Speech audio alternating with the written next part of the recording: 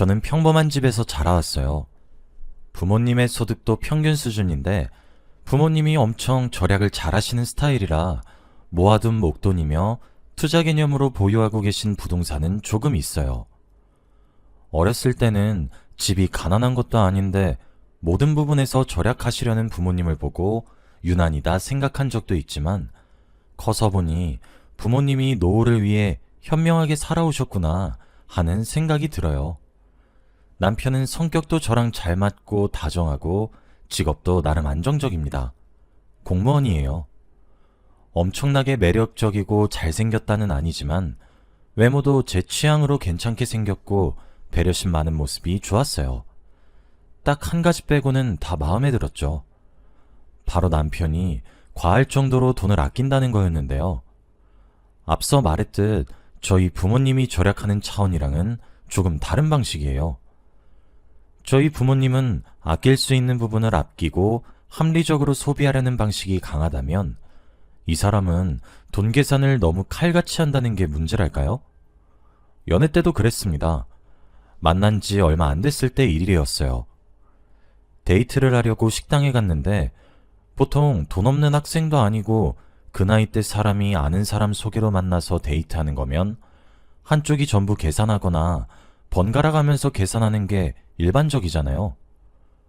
저는 그동안 연애해 오면서도 데이트를 할 때 대부분 남성분들이 먼저 계산해 주셔서 이번에도 별 생각이 없었습니다.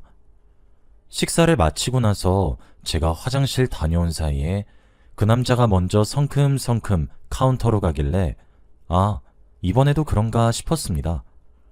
그래서 저는 나중에 카페 가면 커피값은 내가 계산해야겠다 생각했죠. 그런데 계산이 다 끝난 줄 알고 제가 카운터를 지나쳐 출구로 나가려고 하니까 그 사람이 절 불러세우더군요. 혜연씨, 어디 가세요? 계산 아직 안 끝났어요. 알고 보니까 그 남자가 먼저 가서 딱 반을 자기 카드로 계산하고 나머지 반은 제가 계산하러 오길 기다리고 있는 거였어요. 계산대 앞에 서 있는 점원한테 어찌나 창피하던지. 이런 일은 처음이라 계산 끝나고 그분께 앞으로는 먼저 전부 계산하시면 제가 돈을 나중에 송금해주겠다고 하니 알겠다면서 그럼 앞으로는 그렇게 하자고 하더군요. 또 하루는 자기한테 영화표가 있다며 저더러 영화를 보러 가자 하더군요. 제가 딱히 좋아하는 장르의 영화는 아니었지만 영화표가 있다고 하니 데이트 겸 그냥 군말 없이 따라갔습니다. 예의상 팝콘은 제가 사겠다고 하고 예매권을 뽑기 전 미리 팝콘을 사는데 남자는 팝콘이며 나초며 세트도 여러 가지 시키더라고요. 영화 보는 사람은 2명인데 세트에 딸려 나온 음료만 4개였습니다. 다 먹을 수 있겠냐는 제 말에도 두고두고 먹으면 된다고 정 안 되면 집에 들고 가서 먹으면 된다고 하더라고요. 그리고 그 남자가 예매권을 뽑을 동안 옆에서 기다리는데 그 남자가 갑자기 제게 손을 내밀더라고요. 뭔가 싶어서 영문을 모르겠다는 표정으로 쳐다보니까 자기 영화표는 있는데 그게 1인용이라 제 건 따로 예매해야 한다더군요. 그러니까 영화값 달라는 의미였죠. 어이가 없었지만 카드를 건네고 그날은 찝찝한 기분으로 영화를 봤습니다. 제 영화값도 자기가 반반해준 것도 아니었어요. 덕분에 저는 그닥 보고 싶지도 않은 영화를 제 돈 주고 게다가 저는 먹지도 않을 팝콘이며 나초며 다른 것까지 사게 됐죠. 뭐 이것까지는 괜찮았습니다. 그다지 큰 돈도 아니고 어른인데 애처럼 이런 걸로 속상해하는 것도 아니라고 생각했거든요. 그 사람이 과하게 돈을 아끼는 경향이 있기는 했지만 그거 말고는 좋은 남자친구로 제 곁에 있어줬기에 저는 그 남자와의 연애를 계속 이어갔습니다. 뭐 계산할 때나 조금 껄끄럽지 그 외의 상황에서는 너무 잘해주니까 그냥 모르는 척 눈 가리고 아웅했던 것 같아요. 하루는 친구들이 제가 새로 남자친구를 사귄 걸 알고 한번 소개해달라며 떼를 써서 남자친구에게 허락을 받고 같이 제 친구들이랑 밥 먹는 자리를 만든 적이 있어요. 별로 좋아하는 눈치는 아니었는데 그래도 어색한 자리에 나와준 남자친구에게 고마웠죠. 그때 하필이면 친구들과 오랜만에 만나기도 하고 제 생일도 겹쳐서 좀 비싼 한우집에서 친구들이랑 만나게 되었습니다. 제 생일이기도 하고 다들 축하하러 모인 자리라 계산은 내가 해야겠다 생각하는데 남자친구가 이미 계산했다는 거예요. 그 얘기를 듣고 친구들도 오 하고 남자친구에게 잘 먹었다며 감사 인사를 하고 저더러 남자 잘 만났다며 축혀서 헤어졌죠. 저는 남자친구의 의외의 모습에 조금 놀라기도 하고 감동도 받았습니다. 친구들과 헤어지고 그날 밤 씻고 나와서 핸드폰을 확인하는데 남자친구에게서 연락이 하나 와 있더군요.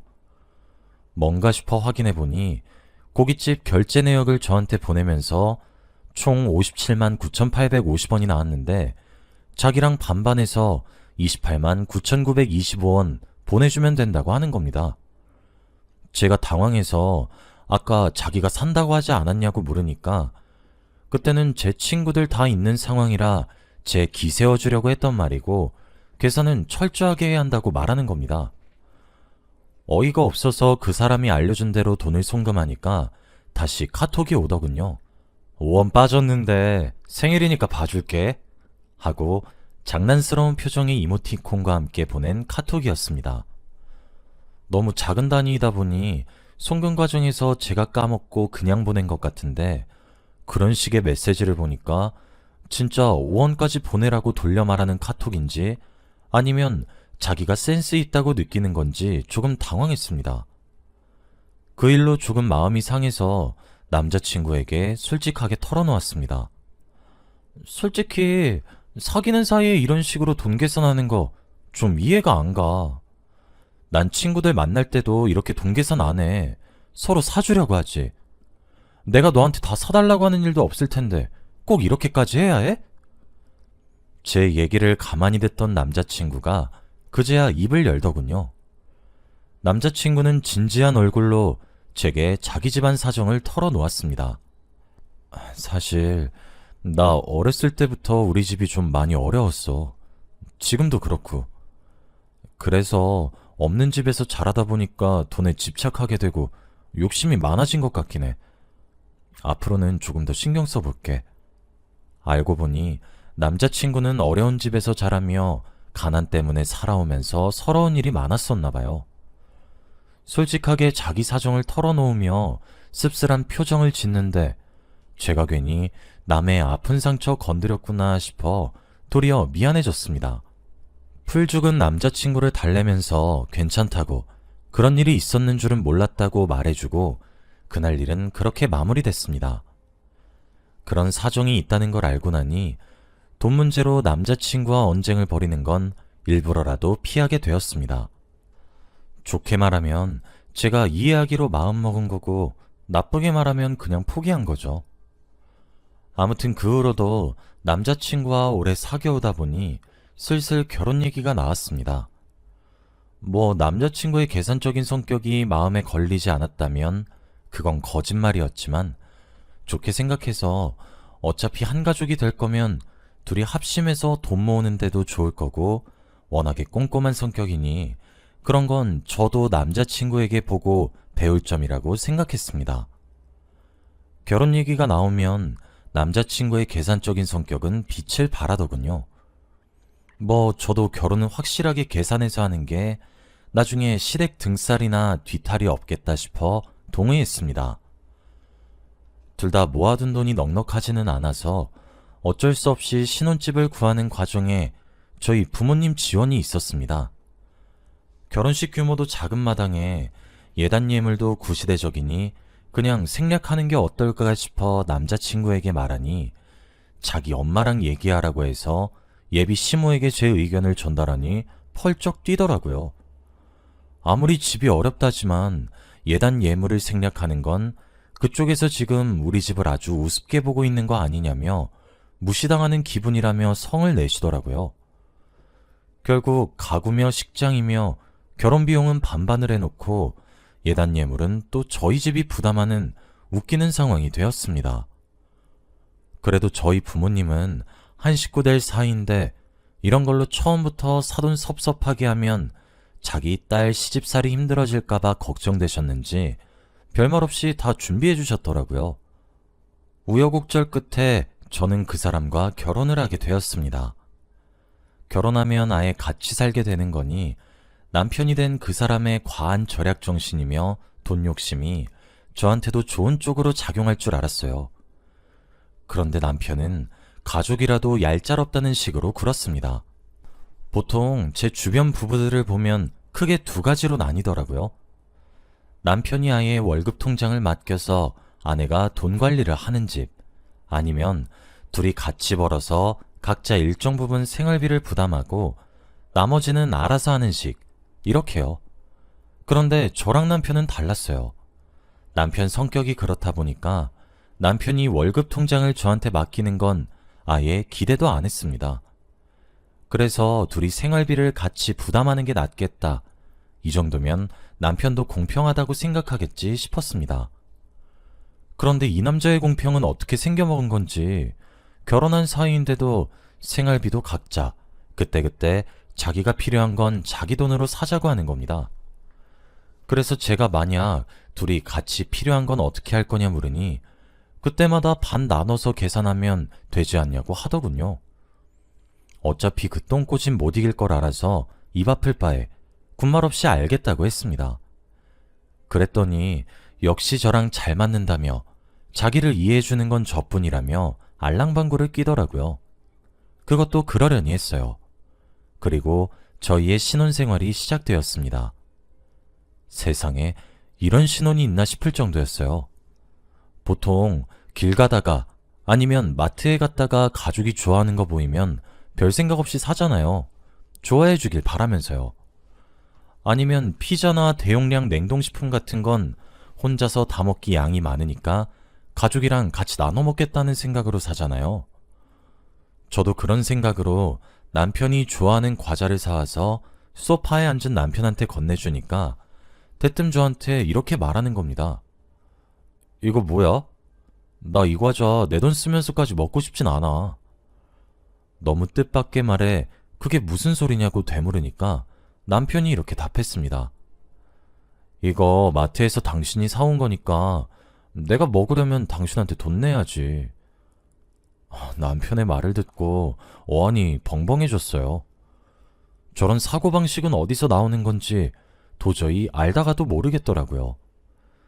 제가 당황해서 그럴 필요 없다고, 그냥 마트 둘러보다 당신이 좋아하는 거라 사왔다고, 돈 받을 생각 없다고 하니까 그제서야 과자 봉지를 뜯어서 와그작 먹는 겁니다. 이런 식으로 남편의 가치관이랑 제 가치관은 너무 다른 게 점점 티가 나더군요. 저는 가족 사이엔 딱딱하게 굴고 싶지 않았는데 남편은 가족한테도 자비 없이 돈 계산을 했어요. 또 하나 생각나는 게 있습니다. 주말 저녁에 다들 외식이나 배달 음식 많이 시켜 드시잖아요. 저희 부부도 주말 저녁에 예능 보고 쉬다 보니 배는 출출한데 집에 마땅히 먹을 게 없어서 배달 음식이나 시켜 먹자 이러고 있었습니다. 당연히 돈은 반반해서 치킨을 시켜서 먹고 있었습니다. 제가 별 생각 없이 날개를 먹는데 남편이 제 손을 찰싹 때리면서 큰 소리를 치는 겁니다. 날개를 2개나 먹으면 어떡해? 그래서 제가 깜짝 놀라 하니 남편이 말을 이었습니다. 치킨에 다리 2, 날개 2이니까 공평하게 한 명당 다리 하나, 날개 하나, 몸통 조각도 반반으로 나눠야지. 당신이 날개 2개 다 먹으면 어떡해? 그래요. 이 남자는 반반 하다못해 치킨 조각도 똑같이 반반을 해야 직성이 풀리는 남자였습니다. 근데 솔직히 이해할 수 없는 게 제가 다른 사람들보다 입이 짧아요. 그래서 치킨도 그렇고 다른 음식도 같이 먹으면 조금 먹고 배불러서 더 안 먹거든요. 남편과 음식 먹을 때도 늘 그런 식이어서 제가 음식을 일찍 남기고 나면 돈은 똑같이 내놓고 자기는 은근슬쩍 제가 남긴 것까지 다 먹어치우는데, 이런 식이면 자기가 그렇게 주장하는 각자 반반하자는 신념에도 어긋나는 거 아닌가요? 솔직히 자기 집이 가난하다는 것도 다 헐 좋은 핑계 같아요. 가난한 집에서 자랐다고 누구나 남편처럼 돈벌레처럼 굴지는 않잖아요. 이렇게 비교하는 게 오히려 가난한 환경에서도 열심히 사시는 분들께 신뢰 아닌가요? 가정 환경을 떠나 그 나이 먹고도 돈에 병적으로 집착하고 계산적으로 구는 건 본인의 문제죠.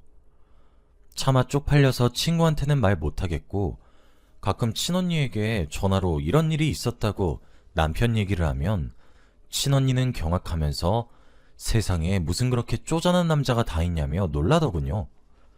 연애 때는 왜 말 안 했냐며 그런 남자인 줄 알았으면 자기 여동생이 그런 취급받으면서 결혼 생활하는 거 극구 반대했을 거래요. 그래도 이미 결혼해버린 거 이런 사소한 문제로 이혼까지 가는 건 좀 아닌 것 같아서 한동안 그냥 상황을 지켜보고 있었습니다. 하루는 부부 동반으로 남편을 소개해준 선배 부부와 함께 식사하는 약속이 있던 날이었습니다. 남편을 소개시켜준 회사 선배의 남편분이 제 남편의 대학 선배라 저희 결혼식에도 참석했었죠. 넷이 식사를 하면서 각자 사는 얘기하고 즐겁게 대화를 하는데 제 남편이 잠시 화장실을 간다고 자리를 비운 사이 회사 선배 남편분이 식사 자리는 자기가 계산하겠다고 그동안 제 남편에게 얻어먹은 게 워낙에 많아서 이렇게라도 갚아야 한다고 하시는 겁니다. 남편의 성향을 아는 제가 의아해하며 그런 일이 있었냐고 반문하니까 그분이 전부 얘기해 주시더군요. 알고 보니 남편은 친구나 선배를 만난다 하면 그 자리는 전부 자기가 계산했다고 하더군요. 그게 하루 이틀도 아니고 대학 다닐 시절부터 늘 그랬대요. 계속 얻어먹기만 하면 좀 그래서 하루는 그냥 더치페이 하자고 하니까 남편이 이 나이 먹고 친구 사이에 쪼잔하게 더치페이 하면 기가 안 산다고 말버릇처럼 그렇게 말했다는 겁니다. 저한테는 처음 만났을 때부터 단 이런다니까지도 칼같이 더치페이를 요구했으면서 뒤에서는 대인배인양 만나는 자리마다 자기가 결제하고 다녔다는 사실을 아니까 어이가 없는 걸 넘어서 화가 치밀더군요. 남편에게 저는 대체 어떤 의미였나 싶기도 하고 누울 자리 보고 발 뻗은 건가 진짜 이기적이고 간사한 사람이다 라는 생각밖에 안 들더라고요. 남편이 화장실에서 돌아오고 저는 간신히 화를 참으며 선배 부부와 헤어지기 전까지 예의 바른 모습을 보였습니다. 그리고 그 후부터 저도 남편이랑 똑같이 굴기로 마음먹었어요. 아예 정신 차리게 해야겠다 싶어서 처음부터 세게 나가기로 결심했죠. 당장 은행에 가서 돈부터 찾았습니다. 저희 결혼할 때 가구며 집이며 남편이 부담한 비용만큼 딱 돈을 찾았어요. 웃긴 게 결혼 당시에 종류별로 액수를 계산해둔 수첩이 있어서 정확하게 돈을 준비할 수 있겠더라고요. 그래서 하루 날을 봐서 남편 옷이며 짐을 장기 해외여행용 제일 큰 캐리어에 최대한 담아 현관문 밖에 내놓은 뒤 집 비밀번호를 바꾸었습니다. 그리고 돈을 송금하고 우리 결혼할 때 집이며 가구며 당신이 부담한 비용 그대로니까 이거 받고 이제 내 집에서 나가로 문자를 보냈습니다. 거기에다가 추신으로 그래도 가족이니까 감가상가까지는 계산 안 했다고 이만하면 당신이 그렇게 사랑하는 공평에 가깝지 않냐고 남겨놨죠. 문자를 보내고 얼마 안 있어 남편에게 전화가 왔는데 전부 무시했습니다. 남편이 퇴근할 시간쯤 되니 문 밖에 나와 있는 자기 짐을 확인한 건지 문을 쾅쾅 두들기면서 문 열라고 뭐 하는 짓이냐고 소리치더군요. 거기에 대고 한마디 해줬습니다. 뭐가? 당신 공평 좋아하잖아. 나는 딱 이 집에 당신이 차지하고 있던 몫만큼 돈 보내줬으니까 불공평한 거 없어. 나머지 짐은 차근차근 붙여줄게. 제 말을 듣고는 화를 내면서 소리치는데 그래봤자 저는 집안에서 TV나 보며 신경 끄고 있으니 어느새 알아서 조용해지더군요. 그때가 한겨울이었는데 추워서 아마 시댁으로 갔거나 한 것 같았습니다. 그리고 제 폰으로 다시 문자가 오더군요. 이대로 자기랑 이혼하자는 거냐고 묻더라고요. 거기에 대고 천연스럽게 아니라고 이혼할 생각은 앞으로 당신이 처신 어떻게 하느냐에 따라 달라질 거라고 하고 그동안 그놈의 공평 논리로 돈 아끼고 그 돈으로는 친구들 사이에서 기세우니까 좋았냐고 보내주었습니다. 그러자 바로 전화가 와서 어떻게 알았냐고 묻더군요. 선배 남편이 곤란해질 걸 생각해서 사실을 알게 된 경위에 대해서는 대충 얼머무렸습니다. 당신 반반 좋아하잖아. 그래서 내가 더 많이 부담했던 불공평한 결혼은 당신이 견디지 못할 것 같아서 그랬지. 이참에 시댁 가서 예단 예물도 다시 달라고 할까봐? 그건 반반도 아니었는데 당신은 어떻게 참았대? 말이 좋아 반반이지. 그냥 지돈 아끼려는 수작인 거 모를 줄 알았어? 아무튼 집도 지분으로만 따지면 우리 부모님 지연이 절반 이상이니까 당신 논리로 따지면 살 자격 없지. 집값 절반 마련해오면 문 열어줄게. 돈 열심히 모아. 일부러 열받으라고 순진한 말투로 약을 올리니까 남편도 전화에 대고 뭐라 하더군요. 굳이 들을 필요 없다고 생각을 해서 그냥 끊어버렸습니다. 며칠간은 자기도 화가 났는지 딱딱한 말투로 비밀번호 알려달라, 자기랑 진짜 따로 떨어져 살 생각이냐 등등 문자가 여러 개 왔어요. 그런데 시간이 지나도 제가 입장을 바꿀 생각이 없다는 걸 알자마자 꼬리를 내리고 저 자세로 나오더군요. 여보, 미안해. 그동안 얼마나 서운했을지 다 알아. 앞으로는 나도 달라질게. 한 번만 기회를 줘. 부탁이야. 그래도 부부인데 어떻게 따로 떨어져 살아. 일단은 남편이 진심으로 자기 행동을 돌아보는 듯한 눈치처럼 보여서 남편 말대로 기회를 줘보기로 했습니다. 제가 아예 월급 통장을 맡기라는 조건을 걸었는데도 오케이 하더군요. 다행히 한번 호되게 당해보고 나니 효과가 있었는지 남편도 전보다는 훨씬 나아졌어요. 가끔 예뻘은 나올 때도 있었는데 그때마다 제가 따로 살고 싶냐고 주의 주면 다시 정신을 차립니다. 저한테 용돈 받고 사니까 오히려 돈 욕심에서 벗어난 것 같다고 자기도 이제 불만 없대요. 앞으로 어떻게 하느냐에 따라 또 달라질 수 있지만 아무튼 겨우 저희 부부도 다른 부부처럼 정상적인 모습을 되찾아가는 것 같아요. 여러분은 사랑하는 사람에게 인색하게 굴지 마세요.